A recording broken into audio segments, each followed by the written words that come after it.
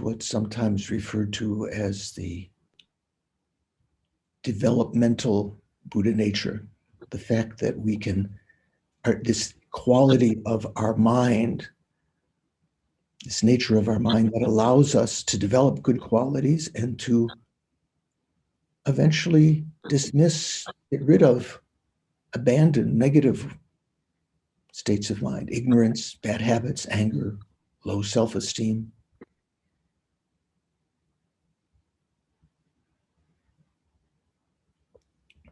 And again, remembering that our ability to experience this right now is due to the fact that we found a life of leisure and endowment, or you could say freedom and riches, not ordinary riches, but the endowments that we have from having created virtuous actions in the past lives, having the Dharma present while we're present.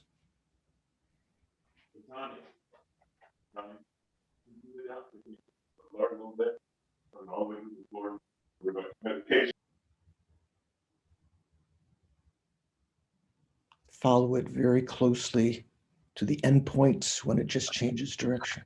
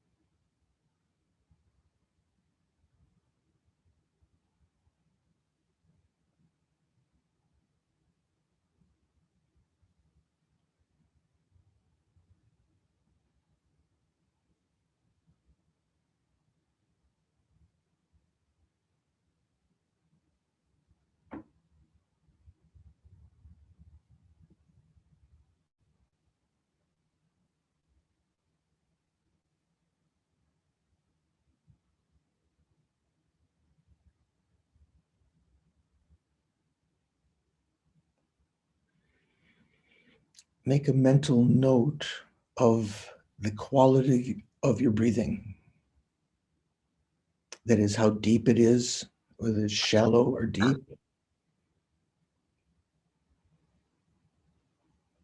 How fast it's going. We'll compare that later when we meditate on the clear light nature of the mind, which is a more subtle object.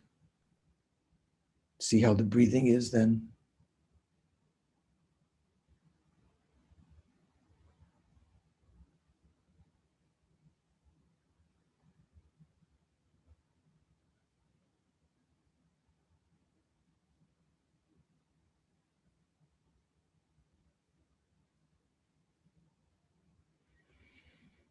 And then let go of the attention to the breathing.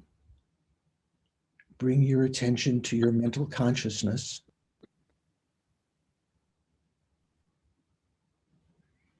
If you can, see if you can recall the clarity of the mind that we've experienced in previous meditations as a starting point.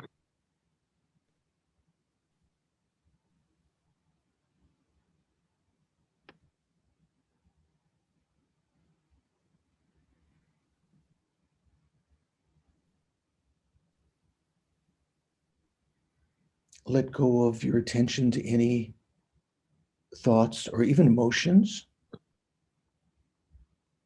Although that may be a little bit different how you do that, let go of the emotion. And just watch the conventional clarity of the mind, the clear light nature not with your eyes. It's not an appearance of a visual appearance to your mind either. It's an understanding that the mind is not hindering thoughts from leaving or entering, from appearing or merging from the mind or dissolving back into it.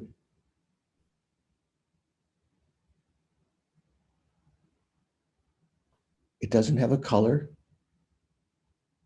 or shape. This life can be used for very mundane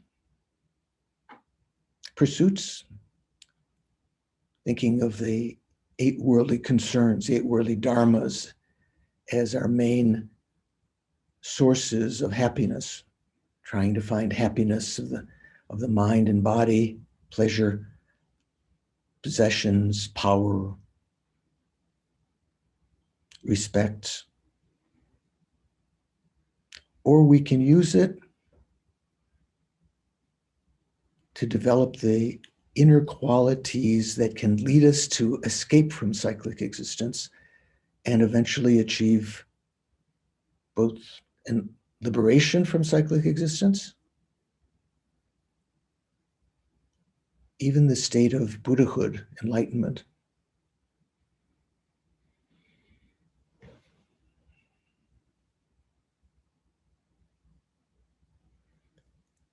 I think I'm going to participate in the talk this morning, listening with wisdom, with a, like as the Christians say, with a childlike mind, not with any preconceptions, in order to get closer to enlightenment. Hearing the talk on the 3 principal aspects of the path, so that in it getting closer, becoming liberated, enlightened, I can be a real friend to all sentient beings. I can live up to the potential of being a human being, effortlessly and spontaneously working for the welfare of others, bringing peace into the world, leading other people over time, serially, sequentially into real everlasting happiness. I'm going to listen, participate in order to become a Buddha for the sake of all sentient beings.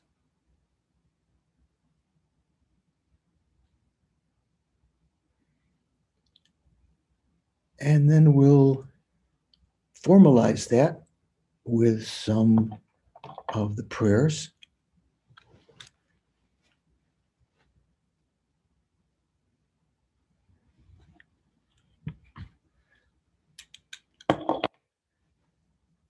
Janka, would you like to be the Umse?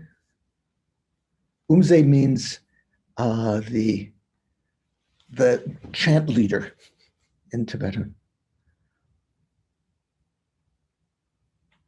You have to unmute yourself, first of all. Would you like me to do it in English or Tibetan? Well, as you did before, maybe a couple of times Tibetan, Okay. English, if there are multiple times.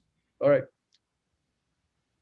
Sangye chodang choki chodam la yang chu bardu dagni kapsu chi dagi chenyen gi beso nam gi dola sangye drupa sho sangye chodang choki chodam la yang chu bardu dagni kapsu chi dagi chenyen gi beso nam gi dola sangye drupa sho. I go for refuge until I'm enlightened to the Buddha, the Dharma, and the Supreme Assembly. For the merits I create through listening to the Dharma, may I become a Buddha in order to benefit all sentient beings. And that's it, Venerable. Okay. So this is a famous prayer, you know, that was composed by, I think it was composed by Atisha when he was in Tibet, for the taking of refuge and generating bodhicitta. Sometimes when you in certain practices, there's a very elaborate prayers about each of those points, but basically taking refuge here in the Buddha Dharma.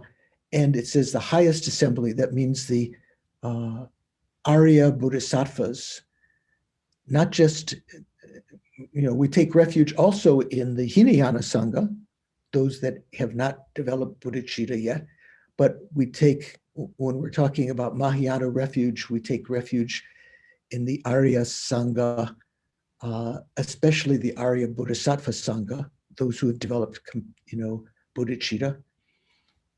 And in the verse, as you've probably heard many times, but just in case someone hasn't, a line that's interchangeable when we say, due to the virtues, the merit of listening to the teachings, in the version that we said now, chunyan, chu means Dharma, and nyan means listen, hearing.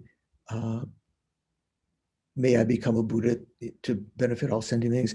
The usual version is, due to the merits collected through generosity and so forth, meaning the 6 perfections, may I become a Buddha to benefit all sentient beings. So if you're doing a practice and you're not listening to the teachings, you would say in that line, due to the merits that I'm creating in this, thinking in this session, due to generosity, perhaps perseverance and concentration, wisdom that you're trying to generate, due to these merits, may I become a Buddha to benefit sentient beings.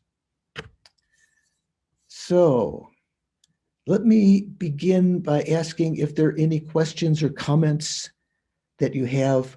And indeed, Doris seems to have one. Thank you, Venerable. I have an interest in Tibetan.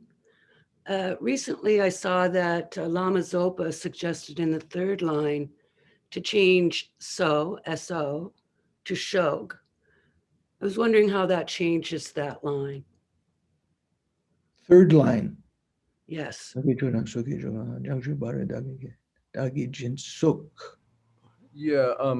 you want me to put it up there, Venerable? Yeah, so that people can see.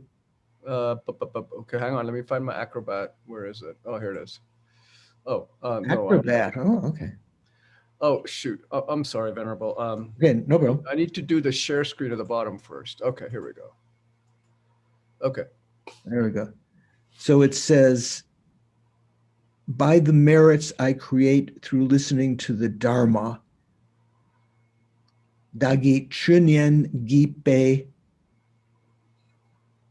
Sonam Ki. Oh, I see. Yes. So His Holiness has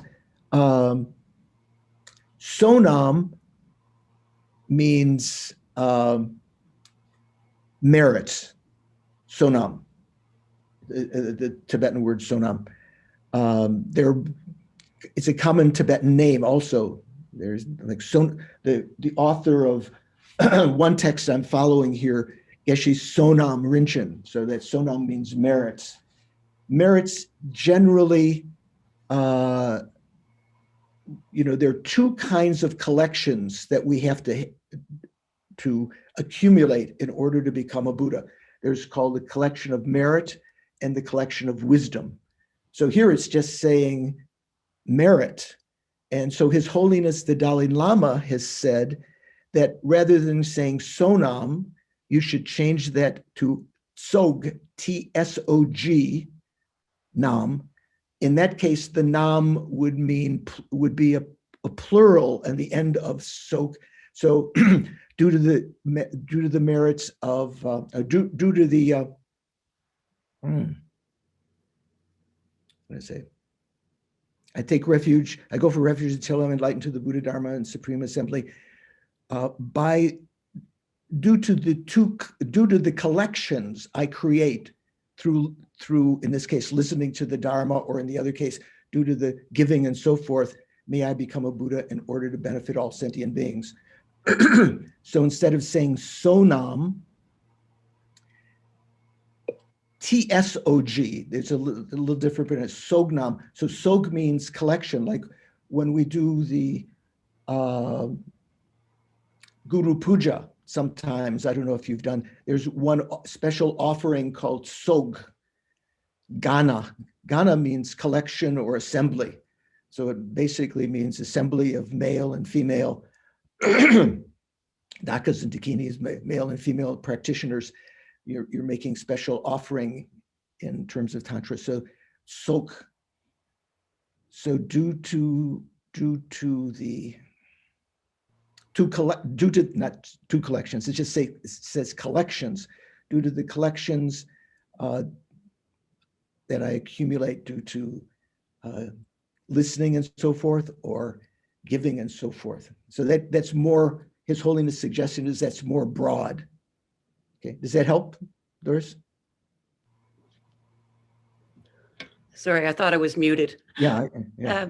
So Lama Zopa is suggesting the change is in reference to the teaching, the prayer before the teaching now. So, and I think it's TSHOG. So is that the same as TSOG? Yeah, it's just different phonetic system. Gotcha. You know, so it's a little bit difficult. Sometimes on online dictionaries, if you write TSOG, it says there's no such letter. And if you write TSOG, it takes it. And other places, if you write TSH or whatever, it doesn't recognize it. So it's just a different one. It looks like this, the letter 8 on its side with a bar on the top and a line on the top. That letter, Tsa. Can you point me in the direction of this dictionary? Because the one that I'm using is no good. Which dictionary are you talking about? An online dictionary for Tibetan. Oh, I'll tell you what, I can just say, and I don't know if this is enough, if you go to University of Virginia online dictionary, if you Google that. I've seen that, but not the one that I've been relying on. So I will try that one. Thank you. That's good. Okay, enough of that. So anyone else have another question? Okay. So Shankar, if you take off the prayer, well, so I'd love to see everyone's face there. There we go. Thank you. Okay. So we're talking about the very exceptional text about the stages of the path that was composed by Lama Tzong Khapa in the late 1300s in Tibet.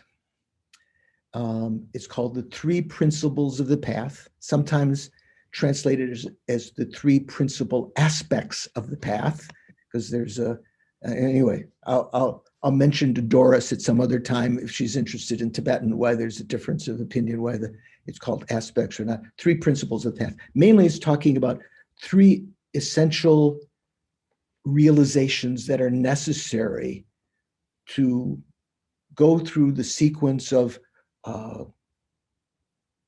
liberating yourself from cyclic existence, following the bodhisattva path, becoming enlightened. What are the three essential ingredients that are necessary there? You might say, oh, the 6 perfections, or you might say the 3 higher trainings or something. But the 3 particular insights are renunciation, which means a mind which is intent to leave cyclic existence. And that requires a lot of understanding what our plight is, that we have been born since beginningless time in many different life forms, as animals, as insects, as hell beings, as spirits. We've been like the most evil person you find repulsive now in some lifetimes. We've been the scariest kind of creatures in the past. We've been divine gods. We've been the most wealthy of humans, or the poorest of humans. We've been everything. But what is shared through all of these lives is our lack of control. We're under the influence of our karma that we've created in the past and are creating now, that ripens in our situations. where we're born, what status we have, our experiences. And we're under the influence of our delusions, basically all stemming from a basic kind of ignorance. Recognizing that situation and going into various facets of it, as we're talking about now, because we're still on the verses about renunciation, recognizing that all of cyclic existence is of the nature of suffering, like being in, even not talking about being in the hot hells where everything seems to be excruciatingly painful, but everything we experience is unsatisfying. We can say unsatisfactory, unsatisfying. The one Tibetan word, one Indian word is dukkha.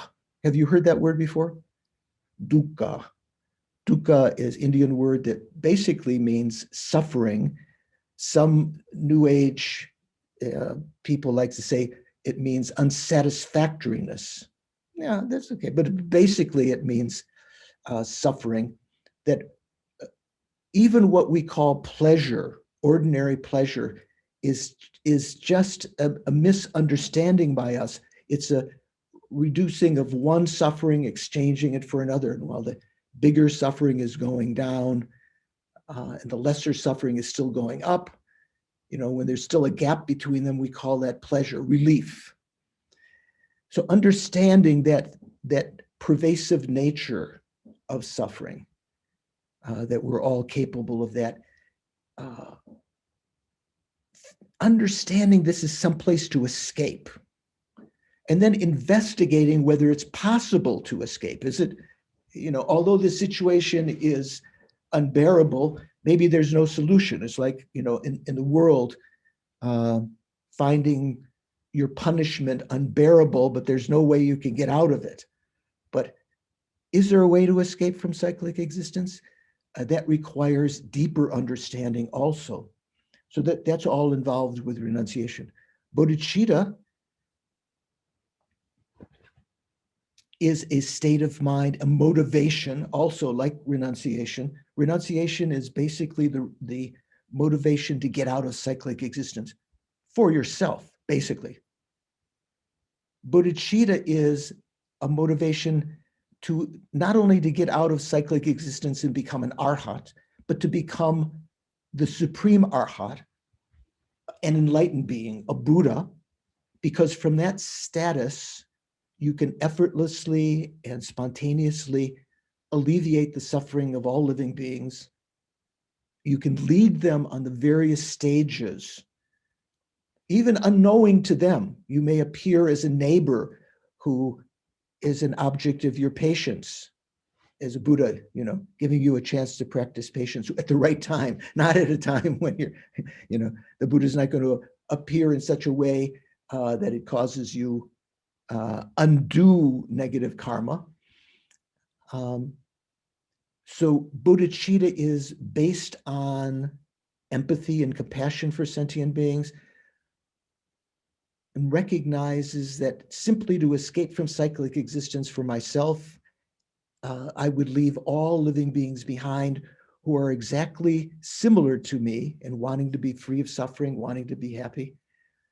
All of these living beings who've been intimately related with me in numberless lives and have been kind to me, especially when they've been mother, and even when they haven't been mother or friend, they've been kind to me in an intermediate way, in that they provide the infrastructure. They're people who work on the highways to make our roads that we ride on. There are people that we work with that pay us our salaries. There are people who deliver the milk, or nowadays the Uber Eats or whatever they are, that come to your house, that benefit you. Even though their motivation is for their own self-interest, working, making money, they still benefit you. And of course, even enemies, friends help us because they're kind and so forth, mothers, strangers, the people who do these various things, and even our enemies benefit us because they give us the chance as humans to ripen negative karma that we might otherwise experience in the hell realms. When you hear a rebuke, when you're criticized or beaten or cheated or whatever, you can rejoice with this kind of understanding that we get from the training of the mind in bodhicitta. This is great. I've finished that karmic debt. If I don't get angry about it, I'm not going to reinstitute that debt. So to feel some gratitude about that. And of course, the third principle here that we've alluded to is the wisdom that realizes the ultimate nature of phenomena, the wisdom of emptiness, or shunyata. Shunya means empty in Sanskrit, has a particular kind of meaning of empty, not just like the bowl is empty. Shunya kind of refers to the empty of a balloon, that there's nothing really there. Shunyata means the state of being empty or emptiness. What it means is that our conception of ourself, that seems so solid, when you look at a balloon from a distance, it might look like a solid ball, like it's a big rock, but it's really insubstantial, right? When you look at your own self-identity very carefully, it seems to be something solid and substantial there, but it is really insubstantial. It has an appearance which is actually empty of that solidity, that findability. That particular insight is one that brings about a diminishing and eventually a cessation of all of our delusions, all of our negative states of mind, our anger, our defensiveness, our attachment, our unhappy mind. All of them can be eliminated through realizing emptiness. So we've talked, the last time we talked about the first two verses and just introduced the third. The first two verses were kind of like in a sense, promise to compose. Second verse was kind of like a exhortation to the listeners to pay attention. This is important, Now, I mentioned last time the third, and I'll read from this translation. There's an FPMT translation that you may have available without having to buy anything. And as I've mentioned before, there's a translation in The Door to Liberation, if that's something on your bookshelf. There's also a translation in Robert Thurman's biography of Lama Tzong Khapa, because this text was written by Lama Tzong Khapa. Venerable? Yes. I have that book. What page are you on? So I'm on page 45, which is not labeled. You have to look at the left side of the page, which is 44. Page 45, The Wish for Freedom. So this is breaking up this idea of renunciation into three parts. Why do you need to have renunciation? Why do you need to have the wish to leave cyclic existence? And then how to develop that wish. That's the verse that will become next after this one. This verse we're talking about is essentially laying out why it's important to have a thought of leaving cyclic existence. Then how you develop that thought, and how the wishes developed, and then what we call, usually in the text we say, the measure of having developed renunciation. How do you know you've got renunciation? You might think, oh yeah, I've realized emptiness, or I have bodhicitta. There are ways of understanding that you yourself can evaluate whether your mind has reached that. So what it means to have developed the wish, that will be these next three verses. This is the first verse we're talking about now, verse number 3. Without the wish for freedom, without wishing to liberate from cyclic existence, there is no way to calm the pursuit of pleasant effects in the ocean of worldly existence. Here it says the sea of worldly existence. Samsara, I think I mentioned last time, is likened sometimes to an ocean in that it's vast, deep, terrifying. We're at the mercy of creatures in the sea, besides the ordinary, dangers of thirst and hunger and so forth. You're flailing around in the ocean, but the waves can toss you under, you can drown, you can be accosted by sea monsters, sharks, or octopuses. Octopi, is that right? Or is it octopuses? Who's the grammarian? Who's it? Octopi. Okay, octopi. Technically. Okay, so. Technically, octopuses. Who said? James. James, so what did you say, James? Octopuses. It's correct. I don't think so. My friends, it's octopi. I'm sorry. Octopi boat. Octopi. Oh, wow, not occupy, octopi. So My this is great. This, when there are differences of opinion, like in the debating courtyard, you have to go back and investigate. And probably, I would imagine that in common vernacular, you can say octopuses, but perhaps if you go by the origin, it may be octopi. I don't know. So that's why I asked you. So I will check with the dictionary later.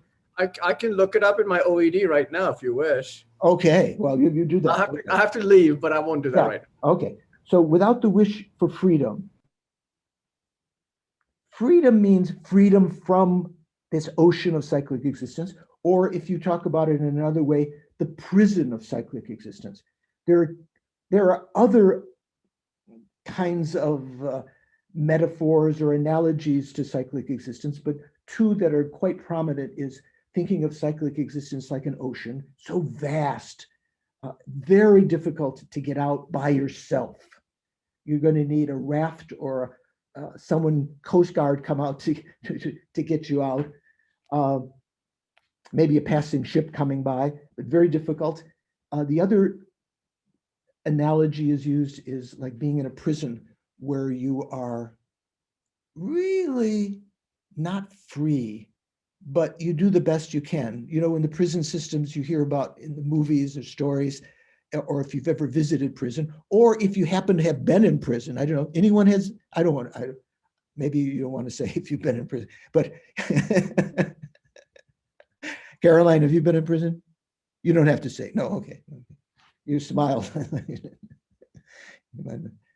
So there are, someone becomes the kingpin or the queenpin and doles out the cigarettes for favors or something like that. You might think that that's the best you can do.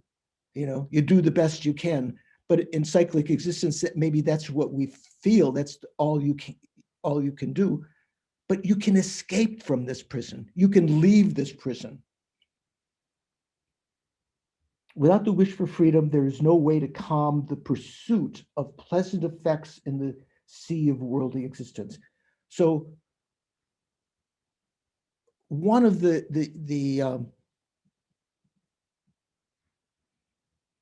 major obstacles is our thirst. And I mentioned last time this Indian Sanskrit word, tanha, which means it's kind of a desire, a thirst for pleasure. All of these pleasures are never satisfying, but they never end our thirst, but we are impelled by that. Since those with bodies, embodied beings, you might, if you might quibble, those in the formless realm don't have bodies, but there's some way of interpreting that. Since those with bodies usually means sentient beings are fettered by their thirst for being. This is our, what ties us up, fetter, our binding, when you're tied up or something like that. This is what keeps us here, our thirst for being, our thirst for pleasure, but our thirst at the time of death to have a continuation of being. And also, what was it? I'm not sure, Alanis Morissette, maybe? Anyone a big music fan? Alanis, was it, I'll never fall in love again? Was that her?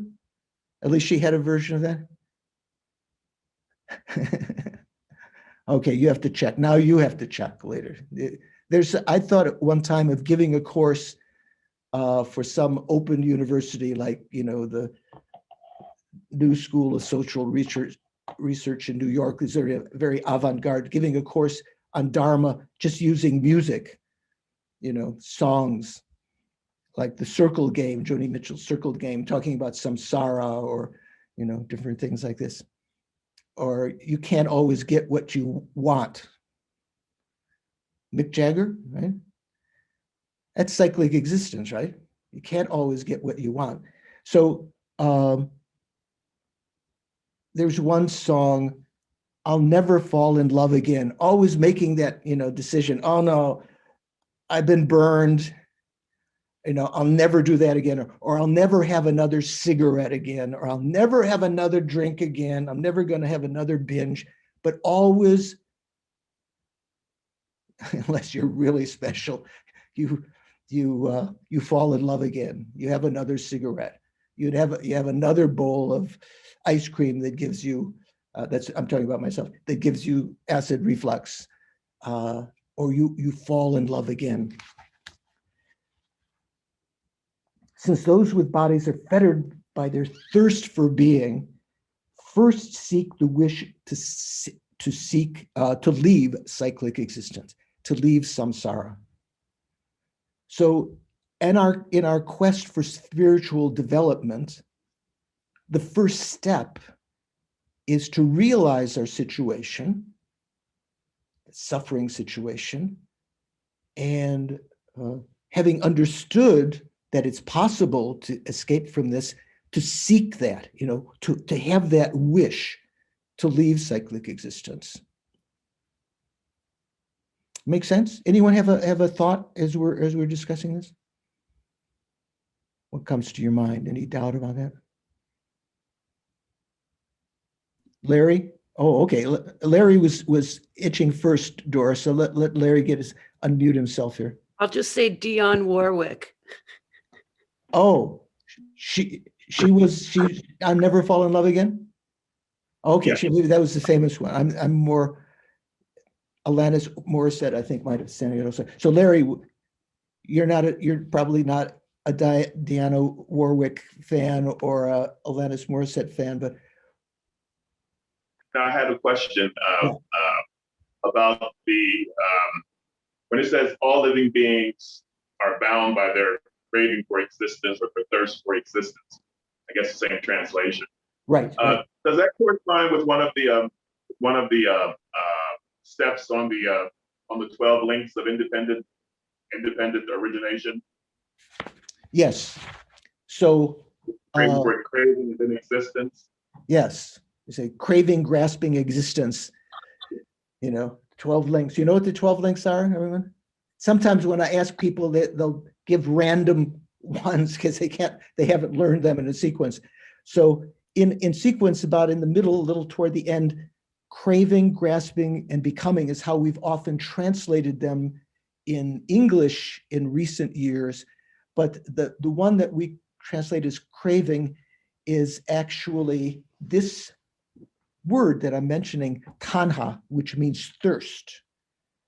So it's a particular version of craving that is, of course, there are different kinds of craving. Craving to have pleasure, craving to be free of what's unpleasant, in craving for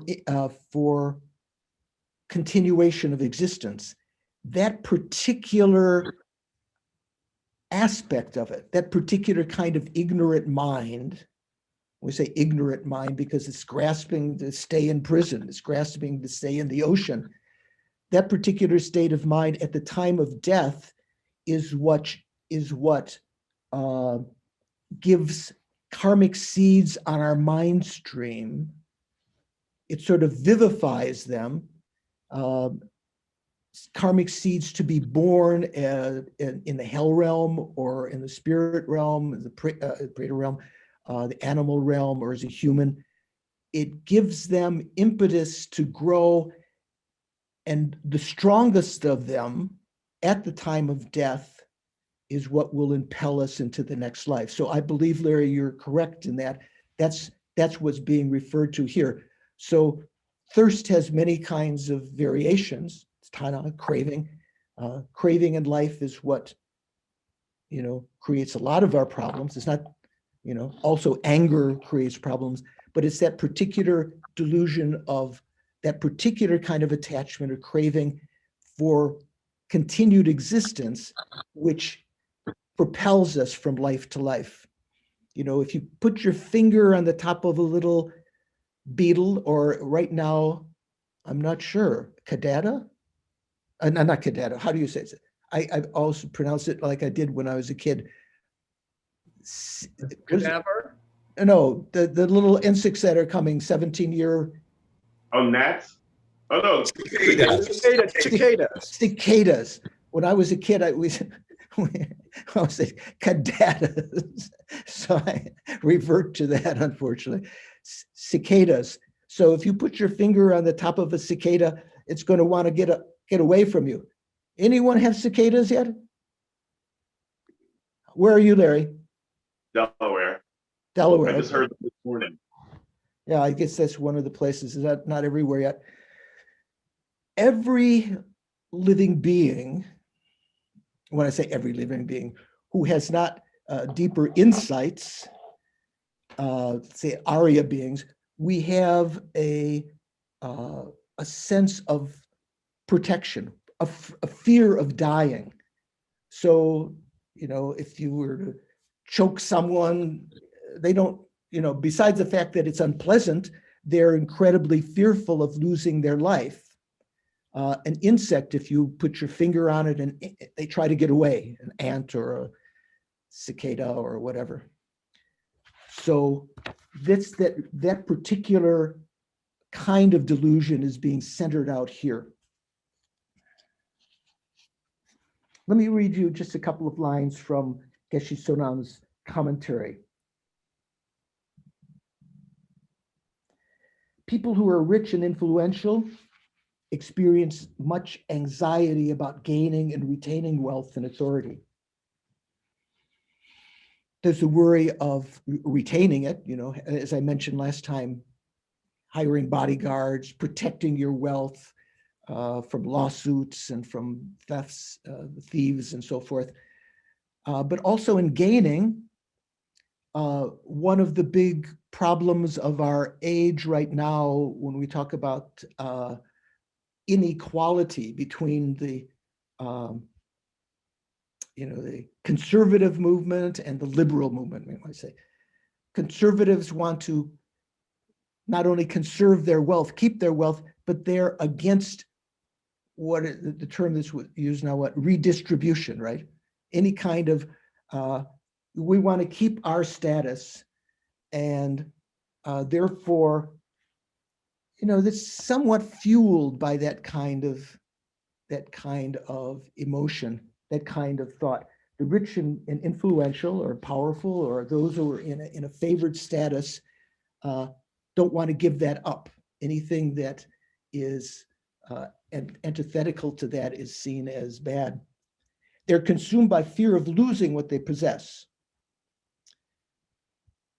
Though, of course, they too experience physical pain, their suffering is mainly mental. I've known in my life I come from a very humble background. My father was a truck driver. My mom had gone to college. I was the first in my father's family to ever go to college. But in my life, I've met some very, very wealthy people, billionaires. And some of them were the most unhappy people I've ever met. More so than people who live in that were more meager in their means. I found in my lifetime, the people that were more poor were the most generous. If I would come to visit, they would break out the jam, you know, so forth. When I visited Russia one time in Moscow, they got me this very simple little apartment to stay in, and I was teaching there, and they brought this breakfast for me. There was 2 cubes of sugar, which was incredibly expensive. They broke out for me, and I think 1 or 2 eggs that were like robin eggs. They couldn't, chicken eggs were like not possible, but they gave freely, you know. You have your own experiences. Though of course they too experience physical pain, their suffering is chiefly mental. Those who are poor and without influence experience constant physical hardship, on the other hand. Their suffering is more physical, but we all experience suffering. The rich have their own particular kinds of suffering, the Hollywood stars and so forth, you know, those who are poor without influence experience constant physical hardship as they try to find the basic necessities of life, food, clothing, and shelter. For them, for us, if we're more meager means, the thought of having wealth to be able to do what you want, or having the wealth to be able to do a retreat seems so, you know, you have to work every day. How could I ever find 3 months or 3 years to go off and do a meditation retreat? In rich countries, we forget that these are the main concerns of most people in the world who are simply struggling to survive.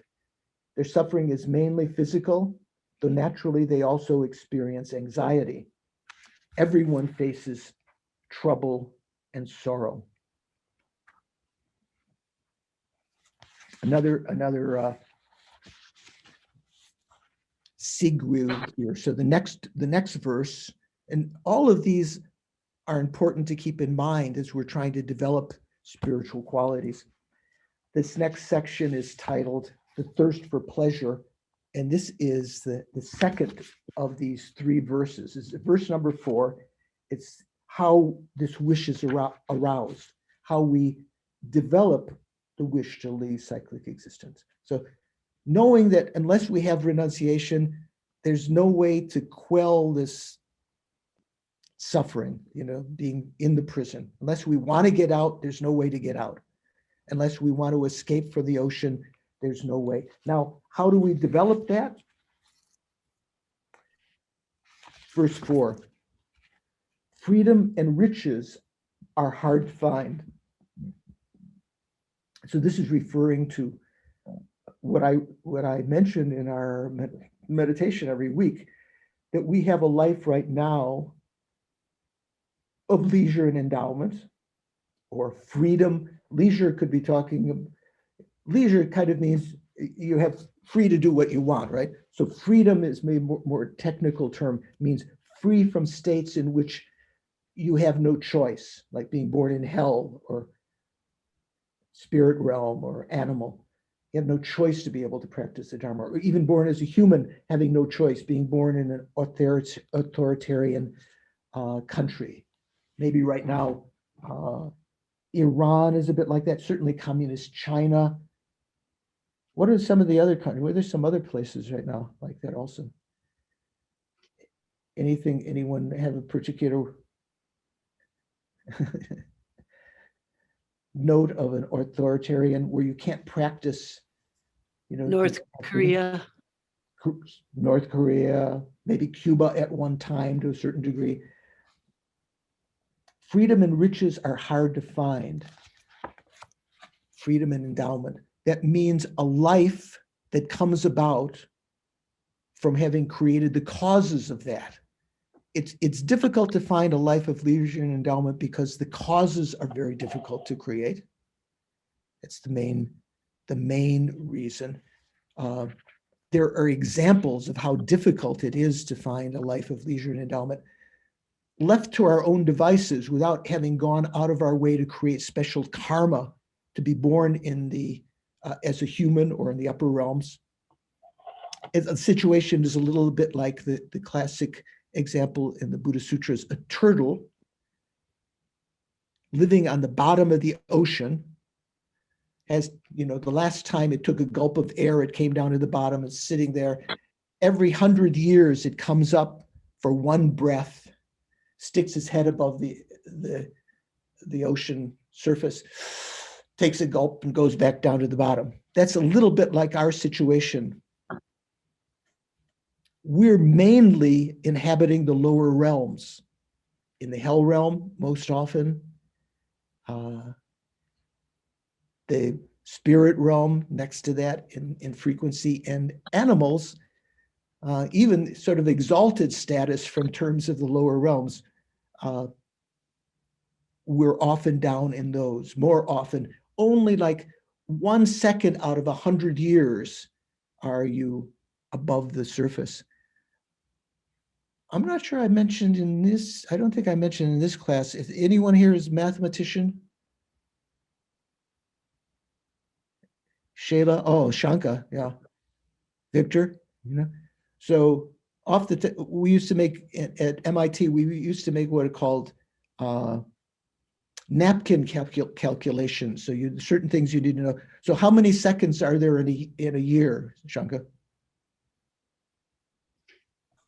3,600 times 24. No, you have to know. Come on. Okay. I don't know. Pi times 10 to the 7th seconds, approximately. Is that right? Pi times 10 to the 7th. Okay. Just 30 million. Yeah, 31 million something. So in 100 years, there would be, 10 to the 9th seconds. So 1 second out of 10 to the 9th, the turtle is above the surface. So somewhat like that. That's how frequently, hundreds of millions of times more often in the lower realms than as a human being, than in the upper realms. But even then, when the tortoise, when the turtle, when it puts its head above the surface, that's not a perfect human rebirth. That's just being born in the upper realms, maybe born in a totalitarian barbarian land, maybe born deaf or mute or with deformities, so you don't have the freedom, the full freedom that you could enjoy. So it's even more rare than that. Freedom and riches are hard to find. And life is fleeting. Tempus fugit, right? Did I pronounce that right? Tempus fugit. Time is going, passing. We're all going to die. There's no if, ands, or buts about it. The time that we have to live is constantly decreasing, like the big can of coffee that you have. You thought, oh, this is going to last me, every scoop you take out of it, even though at the beginning, your spoon, when you put into the can, is near the top, but after a while you notice, oh, I have to go down a little bit deeper. And then after some time, you have to get way down at the bottom. With every scoop you take, it's depleting, right? With every second that we live, the time that we have left to live is decreasing. Like the classic example of a person who's being brought to execution. Maybe the gallows, the electric chair. Often in some dramatic presentations of it, the person is resisting, fighting against the guards because they know every step they take, they're getting closer to death.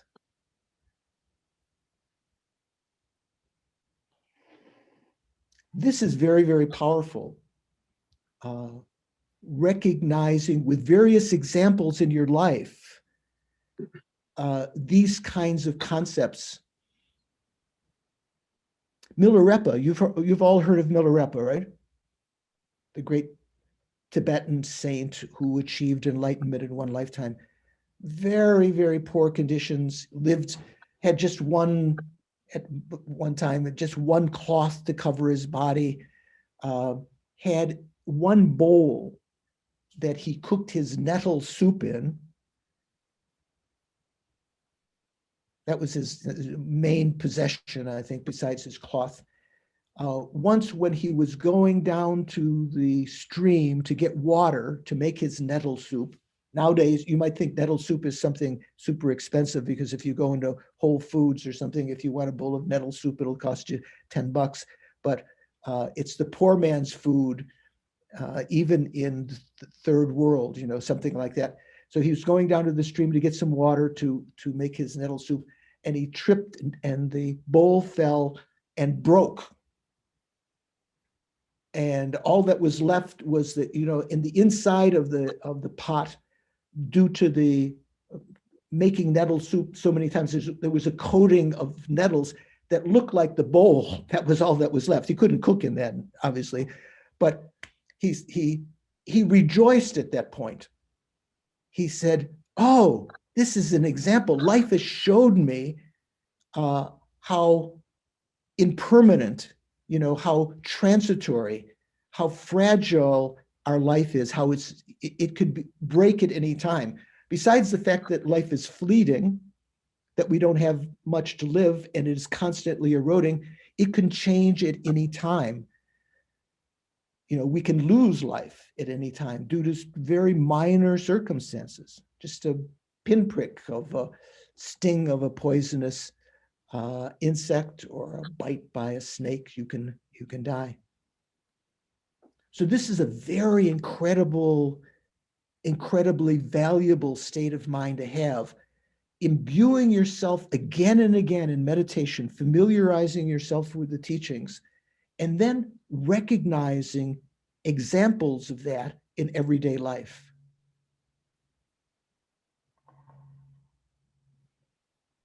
Does it make sense?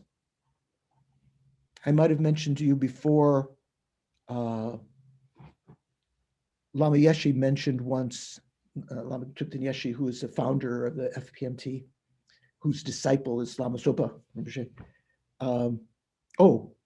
Laura, before I say, Laura, you have a question.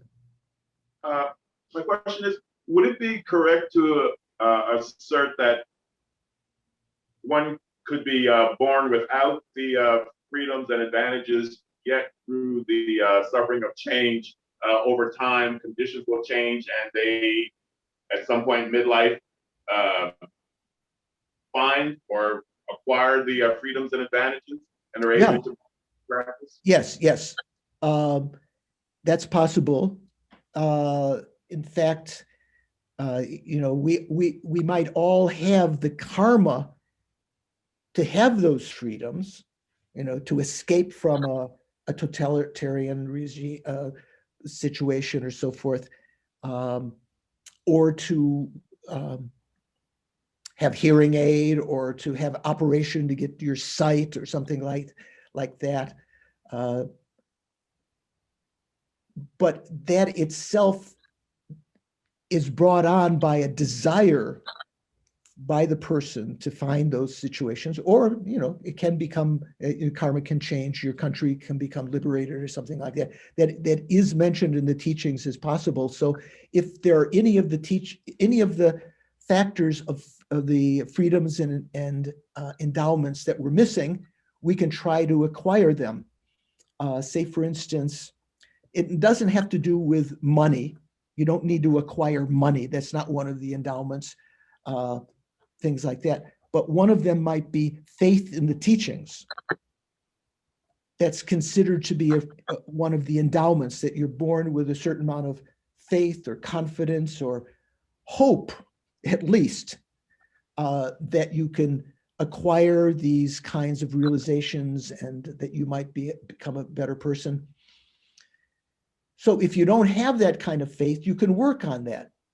Find out what the causes of faith are and work on that to fill out the endowments that you may not have.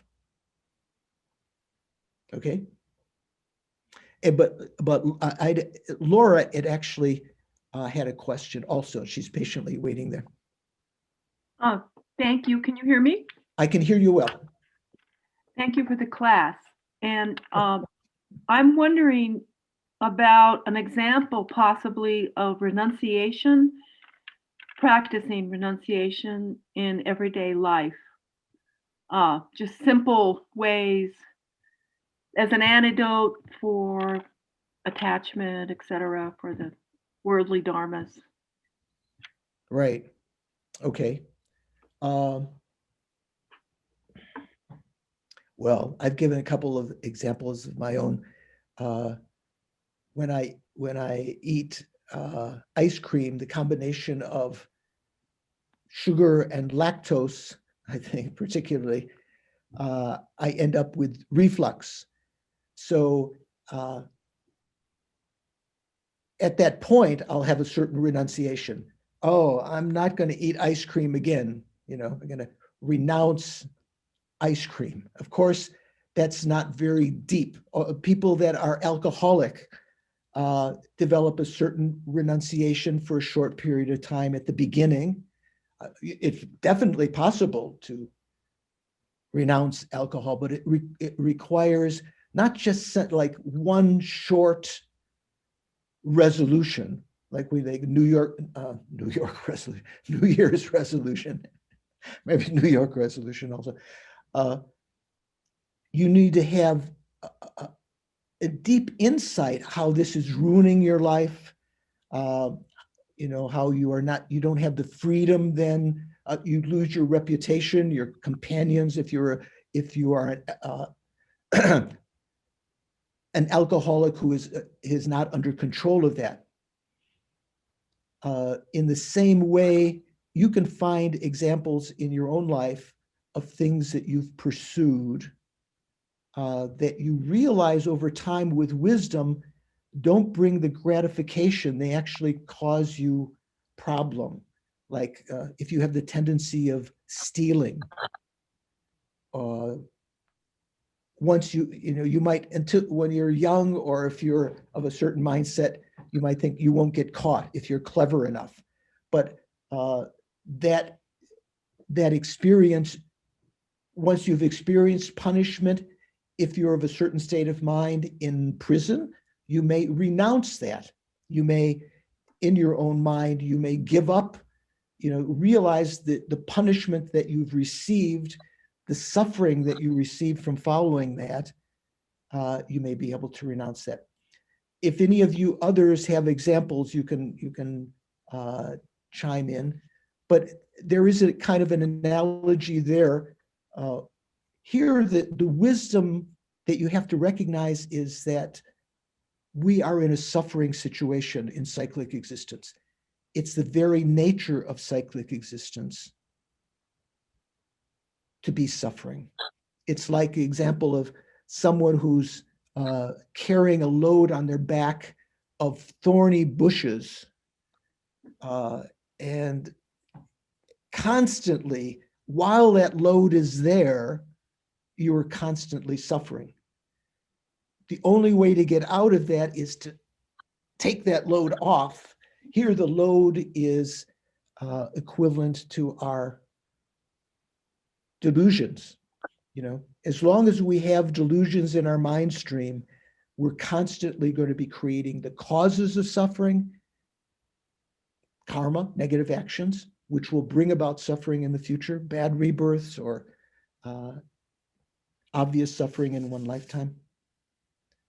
The insight is to recognize that the nature of cyclic existence is suffering. I mentioned in several teachings something that happened to me at Kopan when I was listening to the teachings, my first course, I think, Kopan, 1974. I had been doing, stop me if I told this story in this class. I've been doing yoga in the morning. And in the afternoons when we were meditating, we did kind of a meditation of breathing in the suffering of living beings and breathing out our good qualities. Maybe it was even more simple meditation. Imagine breathing in the white light coming, blessings of the Buddhas and Bodhisattvas, saints, and breathing out our own suffering, sort of. And when I did that meditation, I felt a pain in my heart, maybe from concentration, whatever. And I was worried that maybe the yoga I was doing in the morning was somehow, what's the word, dispositive, or whatever we say, is harmful, shouldn't be done if you're doing meditation. So I planned to see Lama Zopa Rinpoche and even made an appointment to see him, to ask him. But before I had that appointment, in one of the lectures that he was giving, I was not really listening totally, kind of like, maybe some of you are listening, kind of consciously, but kind of multitasking, thinking about other things. So he said, what I thought he said was, heat is the nature of fire. I said, heart is the nature of fire, heart. And because I'd been feeling this pain in my heart, I paid attention. And he said, while we're in cyclic existence, there's nowhere that we can go that we don't have any suffering. Even you go to you go on a vacation, there's going to be arguments, your luggage is lost, it doesn't live up to your expectations, you have arguments with your friends or the waiter, what it's like. And so after that, I thought about that. There was more explanation about that.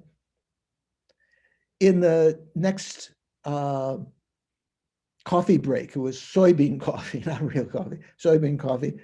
There were like 200 people, and we'd come out and there'd long lines, and we were standing around drinking our soybean coffee. And I mentioned to some people how Rinpoche had answered my question even before, like he had clairvoyance. He'd answered my question even before I went to see him. And they said, oh, what did he say? What did he say? And I said, remember when he said, heart is the nature of fire? And they all went, what are you talking about? He didn't say heart is the nature of fire. He said heat is the nature of fire. We often hear what we need to hear, especially with enlightened beings' teachings. It said that one expression of the Buddha, one statement of the Buddha is heard by all of the listeners in different ways according to their needs. So heat is the nature of fire. If you put your hand in a fire and are surprised that your hand is burnt, it can happen, but you would say, you're stupid. That's the nature of fire. Don't put your hand in it. So if we start to recognize the suffering nature of cyclic existence, its unsatisfactory nature, that all of it is the nature of dukkha, then we will develop, a state of mind that, you don't want to get more immersed in cyclic existence and more meaningless relationships and more, actions that don't really bring you satisfaction, stealing and lying and criticizing and so forth. You start to withdraw from that, maybe doesn't mean you have to be a hermit, but you withdraw from the usual kinds of activities that are meaningless and cause problems like that. I didn't answer your question very thoroughly, Laura, but does that give some idea? Yes, thank you so much. Yes. So like Milarepa, what is important? How did Milarepa see the breaking of his bowl as a wondrous, oh, wow. Instead of being depressed, my bowl is broken. He saw this, oh, life is fragile. I've got to go back and meditate. How can you have that state of mind? By familiarizing yourself with the teachings. Like now, hearing the Dharma again and again, hopefully from individuals who had a little bit of experience and can share that with you. Reading, thinking about it again and again, so that you begin to see examples of that in your everyday life. One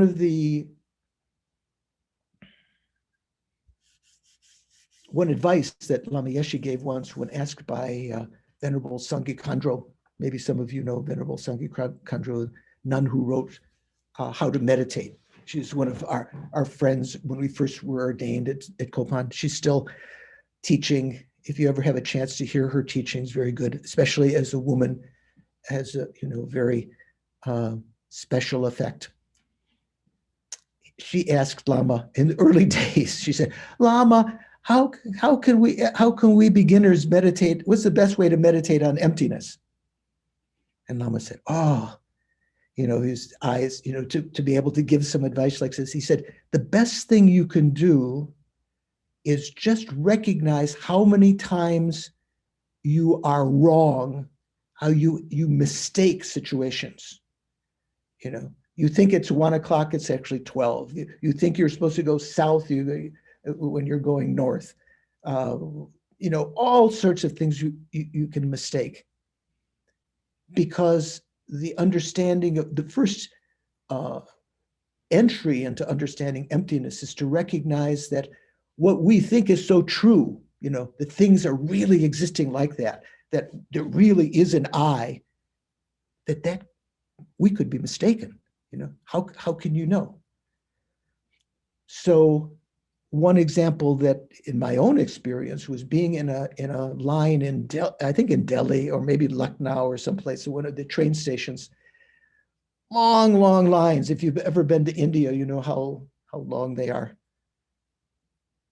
And inching up slowly, getting near the front, and then someone coming up and grabbing me as though to push me out of the way, and anger immediately arose.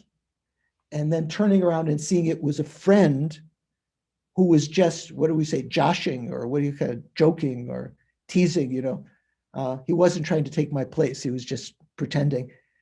Recognizing how initially the mind was thinking it was an enemy when it was actually, a friend.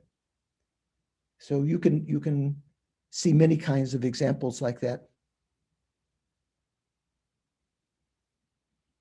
Yeah. So freedom and riches are hard to find. Life is fleeting.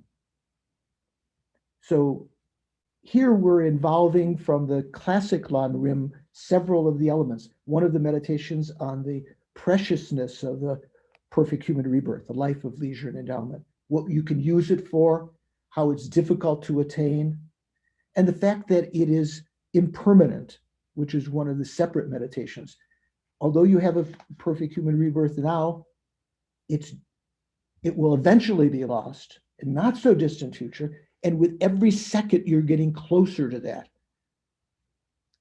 Familiarity with this stops clinging to this life's pleasures.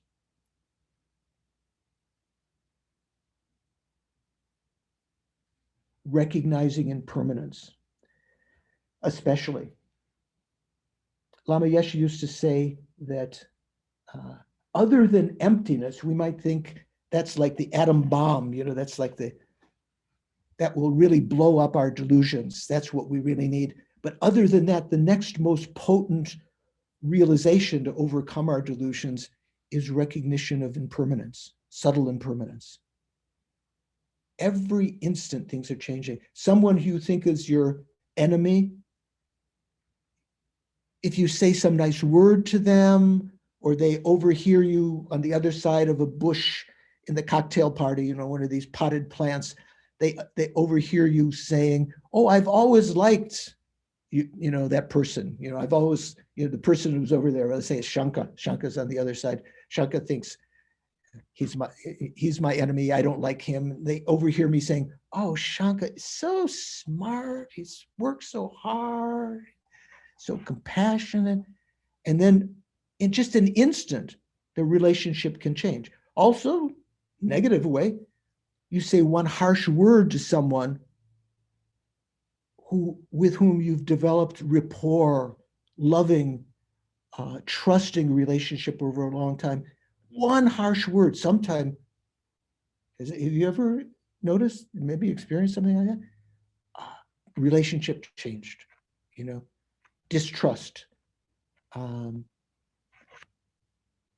So impermanence, that realization is like, for ordinary beings, that's our atom bomb to overcome the delusions. Freedom and riches are hard to find. Life is fleeting. Familiarity with this stops the clinging to this life's pleasures. So that's a start, you know, trying to develop renunciation. Repeatedly considering actions, their unfailing effects, as well as the suffering of cyclic existence, stops clinging to future pleasures. So what is this talking about? Repeatedly, like I mentioned to you before, immersing yourself in the teachings, immersing yourself in meditation, familiarizing yourself again and again, repeatedly with these concepts. Actions, it means negative actions, generally. Here could be virtuous actions also. Considering actions and their unfailing effects, their unfailing results. So what is this talking about? The law of cause and effect in regard to the mind, in terms of karma and its effects. Generally, when we talk about Newton's laws of motion, right? 1, 2, 3, 4. Oh, actually, 1, 2, 3, 4, 5. Oh, I was just looking at their closer number of men to women now. I just noticed Shanka, Larry, and Victor and James. Israel also is a man, I think. Okay, so we're pretty close. So in Newton's laws of motion, one of the laws, what is it? The third law, every action, there's an equal and opposite reaction. Pretty much we learned that in either grade school or high school or college, or we heard it along the way, right? If you're skating on a slippery surface and you think you're going to push someone, you also get pushed away, right? A rocket goes up because it shoots the fuel down. If something, one billiard hits another billiard ball, that other billiard ball goes up. Every action, there's an equal and opposite reaction. So that is essentially true in the psychic realm also. Every action that we create will have a reciprocal kind of reaction on us. If we speak harsh words, we will experience sooner or later harsh words, whether they were deserved or not. You know, you might say, oh, they needed that, right? When someone says, oh, why did you say that to so-and-so? And we say, oh, they needed that. Maybe they did, maybe they didn't, but we will receive, generally not the same lifetime, we will receive some harsh words back in the future. When we wonder why bad things happen to good people, isn't that the famous book, all the various books that were written a couple of years ago? It's because of karma. we've created actions, and we will unfailingly receive the consequences of those, experience the consequences of those in the future. Like supposedly Christ said in his teachings, ye reap what ye sow, right? Of course, it's possible that some of the actions that we've created don't ripen right away. So we think we've gotten away, gotten away with murder, right? You know, we've done something, no one saw it. And so we might think that there will be no effect of that. But the law of cause and effect with relationship to the mind and our actions is unfailing. It's infallible. That kind of understanding is also an important element in understanding emptiness later, that the two, emptiness and the law of cause and effect being unfailing, are interlinked. There's no contradiction between them. That's a very, as we'll see in one of the later verses, that's one of the deep realizations of the correct understanding of emptiness.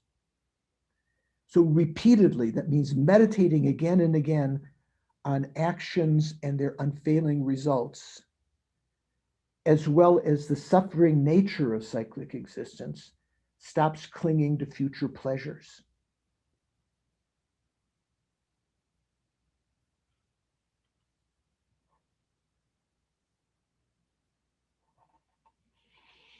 So what is renunciation? It's a state of mind that sees the suffering nature and wants to escape from it.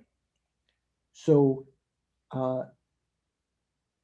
seeing the suffering nature of cyclic existence in general, wherever we're born, even in the God realms, even if next life we're born more attractive than we are now, we're born with, you know, slim genes, you know, G-E-N-S, I don't mean J-E-A-N-S. You know, we're svelte. We don't have to worry about our weight. Our complexion is good. You know, we don't become bald. You know, we're intelligent. We're likable. Even then, there's suffering. The whole, you know, whole nature of that is suffering.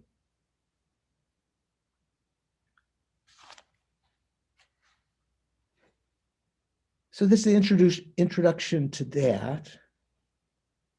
We're going at a nice leisurely pace here. Any questions, any thoughts before we finish up?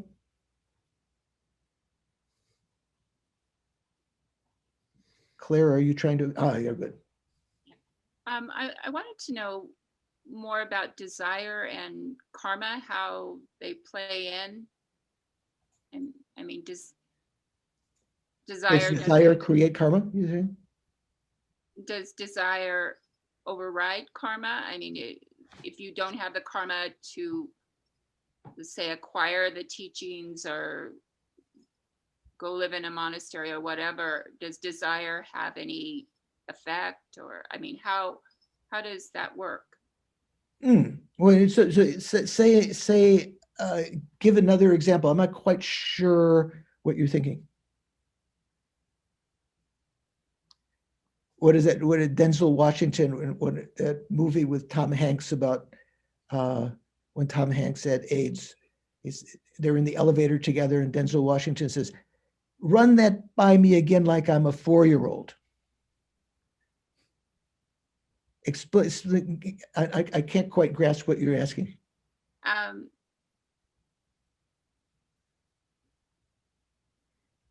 not so sure I understand it myself. If you have the desire for something, let's say I want to become a monk, whatever, but the karma is not there.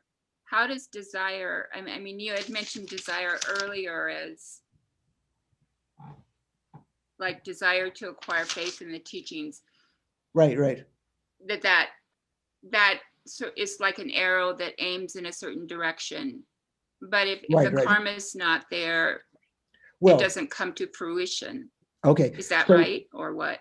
Generally speaking, karma is not enough. Unless there are cooperative conditions, karma won't ripen. Like say, for instance, you plant a seed in the sand and you put a black plastic on top of it to keep the moisture and the sunlight from sort of seeping down there. That seed may remain for a long, long time. In terms of karma, those seeds are never rotten, whereas in the worldly example, the seed may become infertile after some time, but karma never becomes impotent like that. But one of the instigating factors is craving. You know, like we talked about at the time of death, that particular kind of craving, that thirst for existence, causes the karmic seeds on our mind stream to become closer to ripening, to sprouting. So you definitely have karma on your mind stream to be born as a dinosaur. You have definitely karma on your mind stream to be monastic. In the case of women, usually we say nun in English rather than monk. You definitely have the karma, but one of the, that has to be stimulated. And one of the ways is wishing, praying.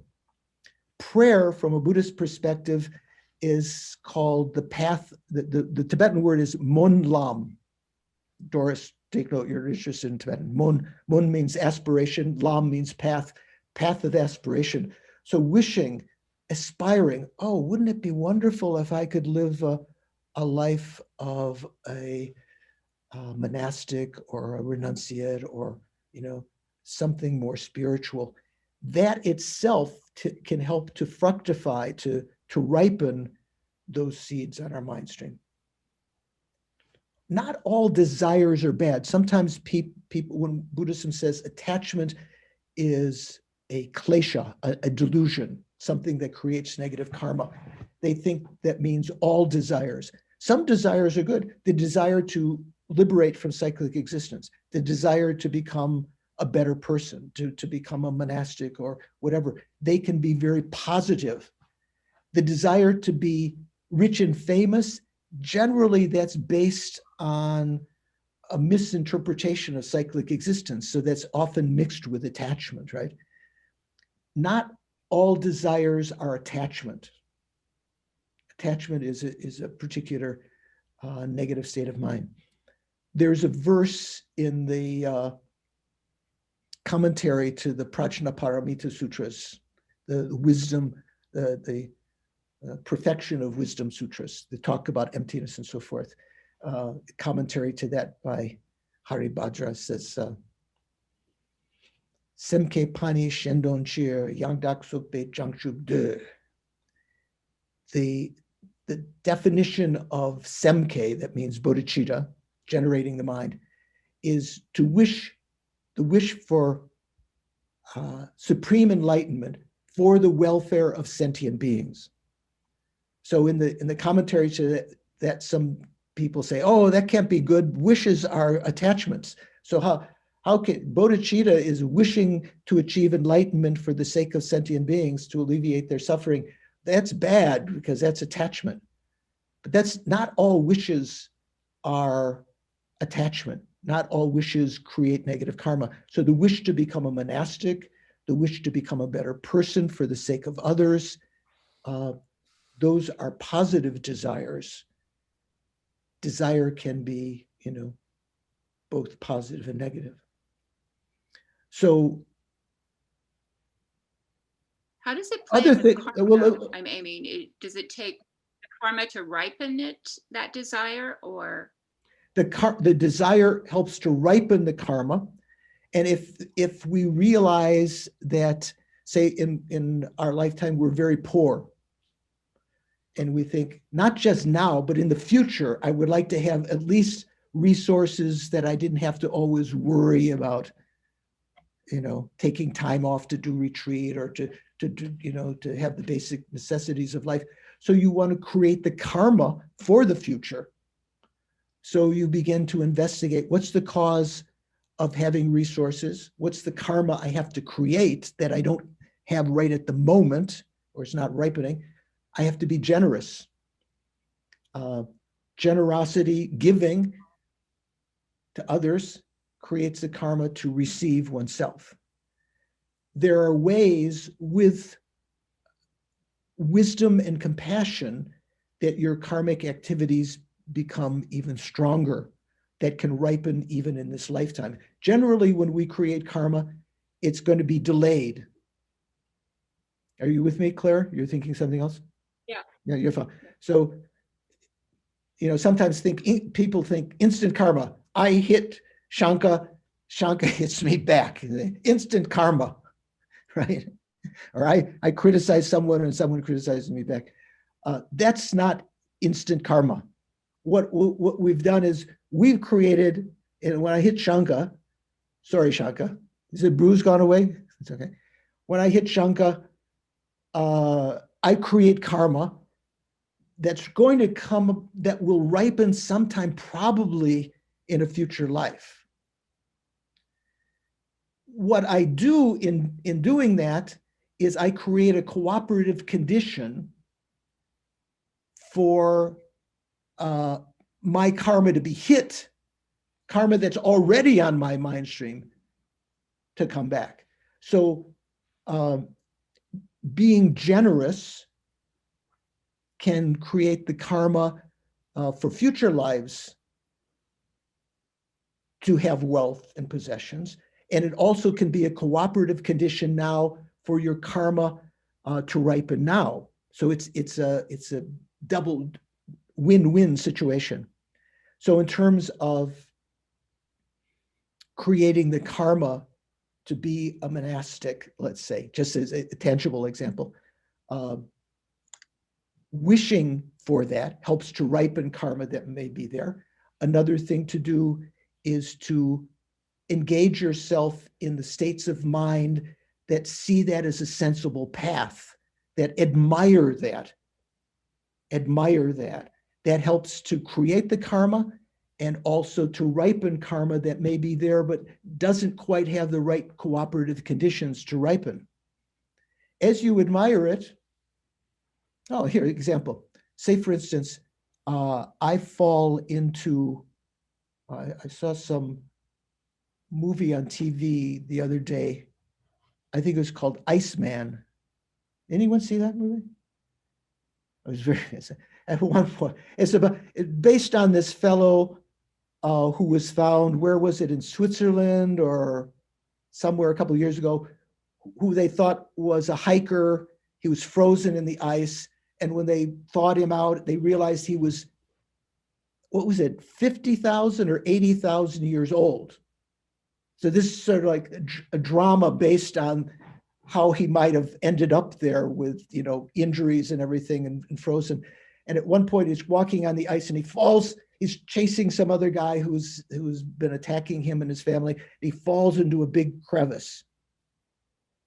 So if you find yourself in a deep crevice and you think, oh, how can I, I'm trapped, I'm going to die, you're despondent, and someone is throwing down a rope to you, if you have not anticipated the possibility, if you had not admired the possibility of escaping or wished for that, when that comes down and it hits you on your shoulder, your head or something, you might swat it away thinking it's a serpent or something useless.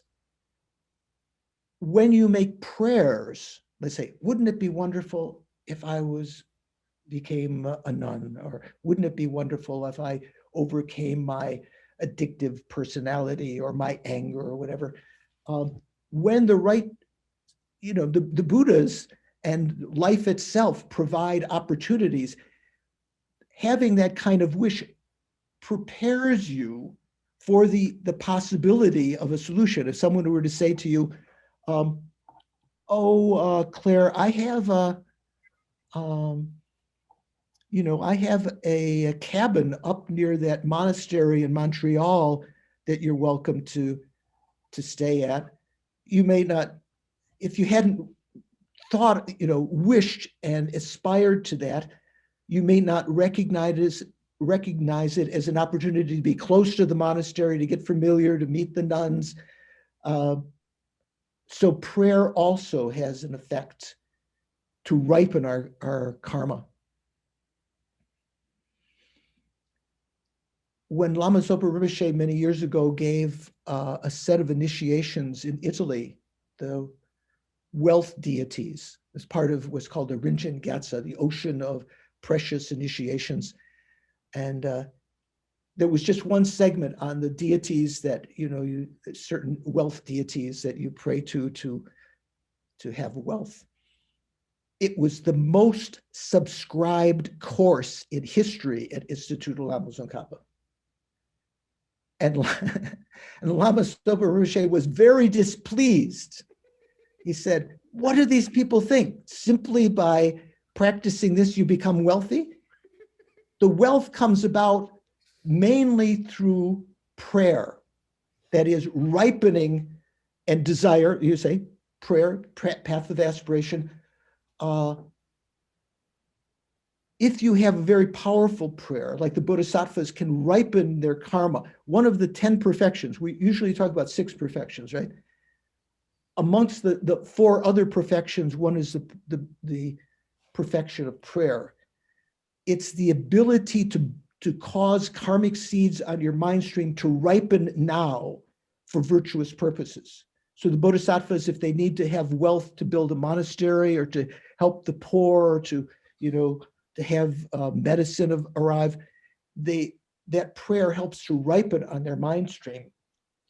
That Lama Zopa was very critical of this, very disappointed so many people signed up for the wealth deities, thinking that, without having the karma, he said the best way to be wealthy is to give, create the karma, and also to pray, to have a virtuous goal like bodhicitta in praying that can cause that karma to ripen more quickly. So I hope that's given you some ways of thinking about that. Does that help a little bit? Thank you. Yeah. I have a question, Venerable. Yes, Shanga. So, so just like you said that,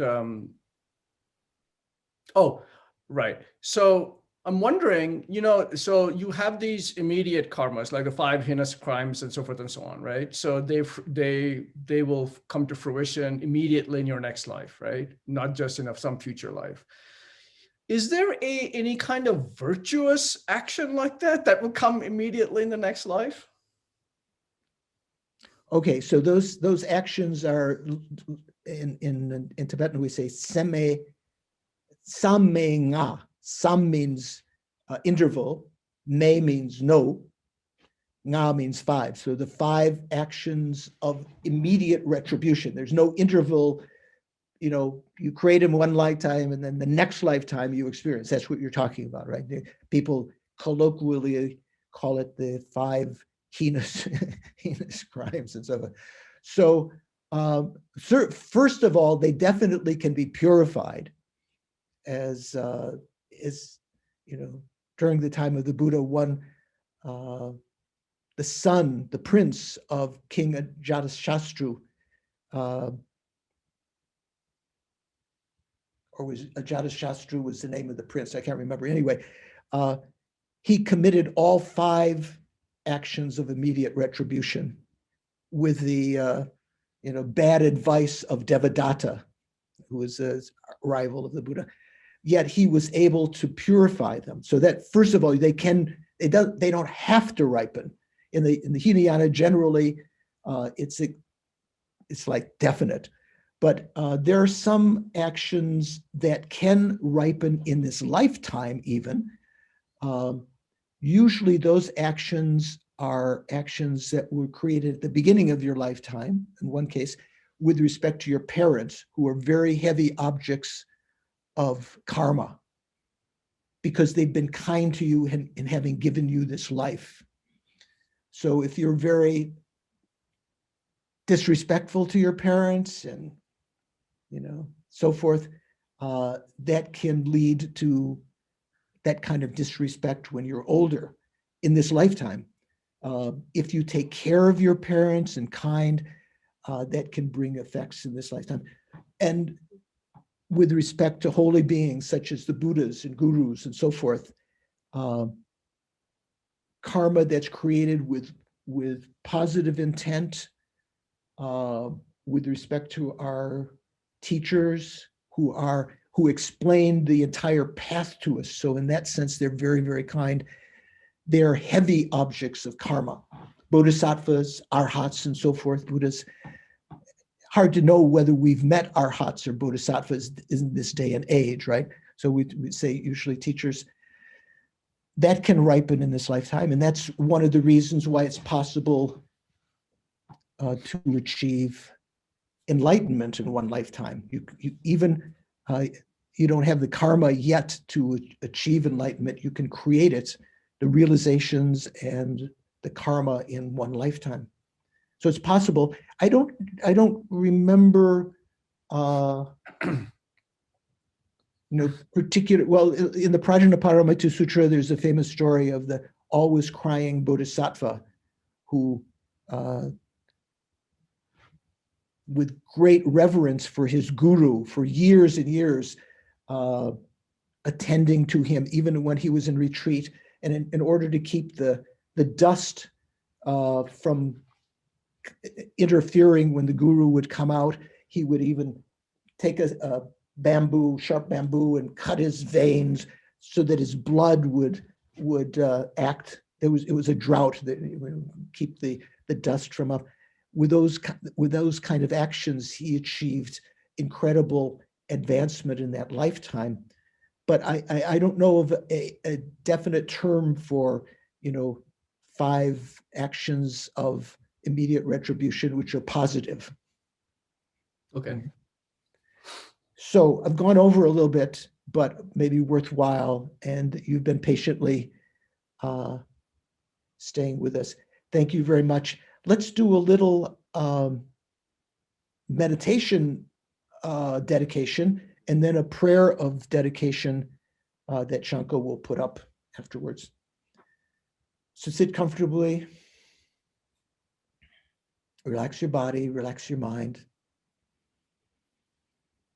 Try to recall the spacious nature of the mind clear light nature of the mind that you tried to develop earlier.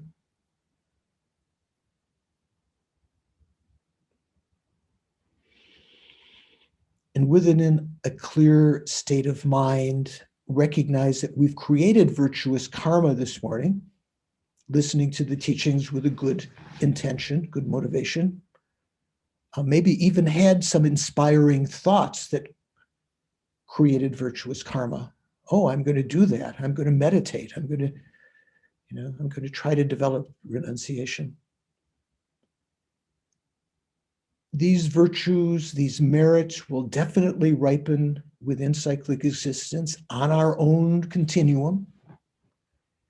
So thinking that they not simply be experienced in the future in a superficial way and used up, dedicate them to the future goal of our spiritual development.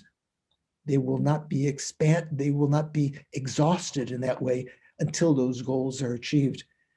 Due to these merits, may I quickly become enlightened being, developing along the way renunciation, bodhicitta, and the right view of emptiness. Practice the bodhisattva path. If I'm fortunate enough to practice the vajrayana that can bring the effect of the results of enlightenment even in one lifetime, whatever way these ripen, may they become the causes of my quickly achieving enlightenment for the sake of all sentient beings.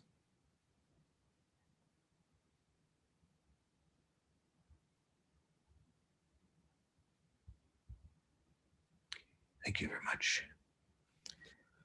And Shanka, is there a prayer, a dedication prayer that we put up? Yes.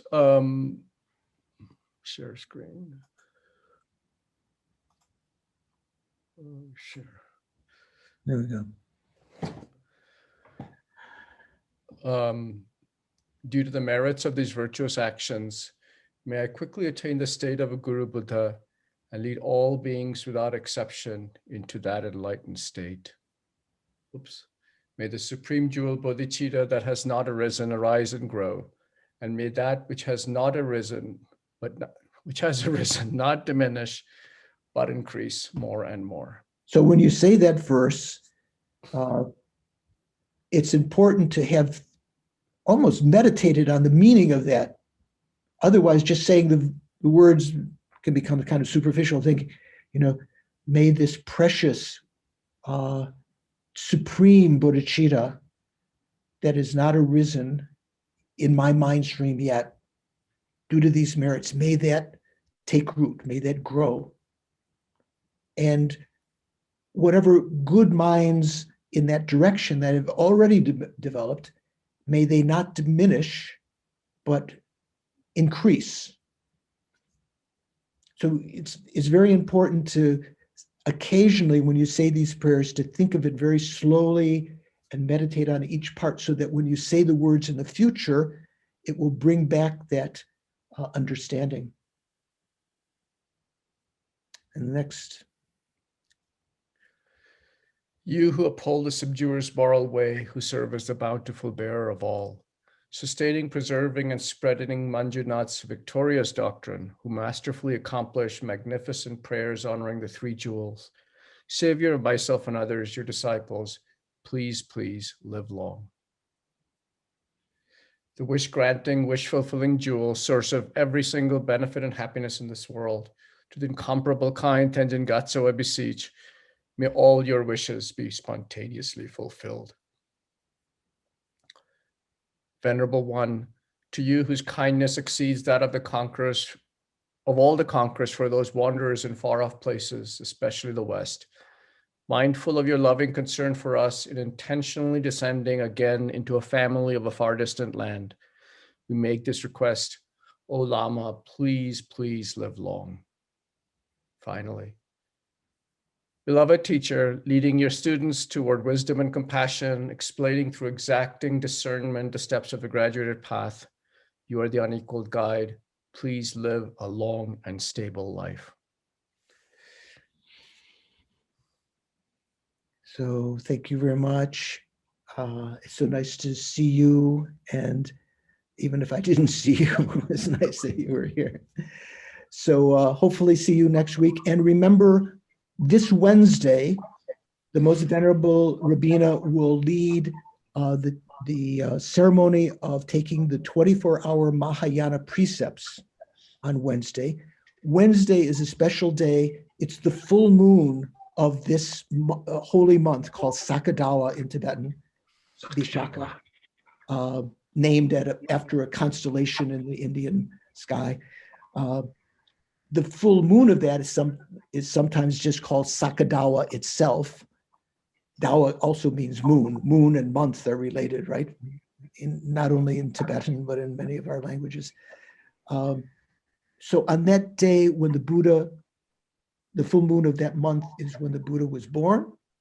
Later, on the full moon of that month, he achieved enlightenment. And later, years later, it was that day that he passed away, that he died. So that particular day has great karmic potency.